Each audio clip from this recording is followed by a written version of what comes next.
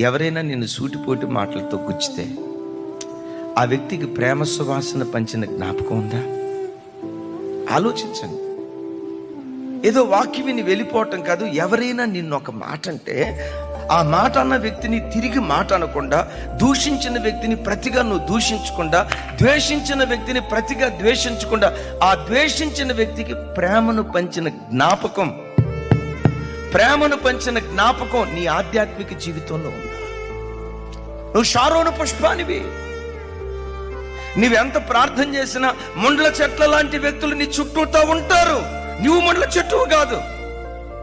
అయితే నీవెలా ఉండాలో తెలుసా? గుచ్చిన ప్రతి వాడికి సువాసనను వెదజల్లే షారోను పుష్పంలాగా దేవుడు మనల్ని ఆశీర్వదించును గాక. గట్టిగా చెప్దాం ఆమేన్.